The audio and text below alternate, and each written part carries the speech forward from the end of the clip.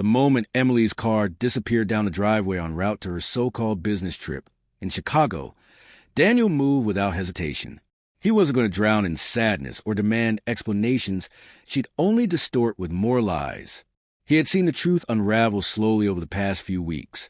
The guarded way she glanced at her phone, the unexplained overtime, the messages he wasn't meant to read.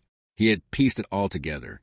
But instead of confrontation, he chose something colder, more calculated. He had a strategy. His first move was financial. With unwavering focus, he logged into their joint accounts and began transferring nearly every cent into his personal savings. This wasn't about revenge or greed. It was about safeguarding what was his. While she had been weaving a tapestry of betrayal, he had been building something solid. He left just enough in the account to throw her plans into disarray. Not to leave her helpless, but to jolt her, to make her feel the pressure she thought she could avoid. Next, he cut her off completely. She was removed from their phone plan, her number blocked, and every trace of her vanished from his digital world. No room for apologies or half-hearted excuses. The silence would be his answer, and it would echo louder than any screaming match ever could.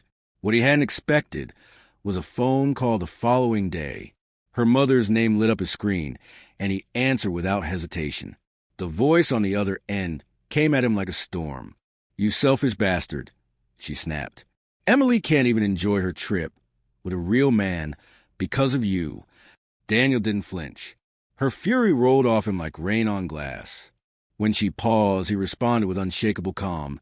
If he's such a real man, he can pay her way. The silence that followed was deafening. He ended the call with a quiet sense of justice settling in his chest. For nearly a decade, Daniel had believed in the life they'd built. A cozy home in suburban Atlanta, promising careers, shared laughter, and weekend getaways. They had seemed like the couple others admired. But beneath the image, things had changed. Emily had drifted, emotionally, physically, and then completely. Her warmth faded. Her phone was always tilted just out of his sight. His gut had warned him, but he suppressed it until one night, when her phone lit up beside her and a single message revealed what she thought he'd never see. The texts were unmistakable, romantic, intimate, and brimming with plans for a rendezvous disguised as work. Everything he believed in crumbled in that instant. Not just his relationship, but the trust that had held their life together. That night, while she slept beside him, Daniel chose not to lash out. He wouldn't scream. He wouldn't beg for answers. He'd let her actions speak for themselves and make sure she felt their weight. By the time her flight touched down and she tried to pay for dinner only to find her card declined, reality would come crashing in. She'd be stuck with the man she chose and suddenly aware that the one she betrayed wasn't the naive husband she counted on. And the consequences didn't stop there. Her carefully crafted story about a business trip collapsed. She couldn't reach Daniel, couldn't spin her version of events. All she had was a lover she'd sacrificed everything for, and he now carried the financial burden of their escapade. What started as an escape turned quickly into a mess of awkward silence and shifting blame. The messages from her mother didn't stop either. First angry, then pleading. Daniel ignored everyone. He'd had enough of being manipulated, enough of pretending things were salvageable. Each missed call was another step away from the wreckage of their past. For Daniel, the relief was profound. The lies no longer had power.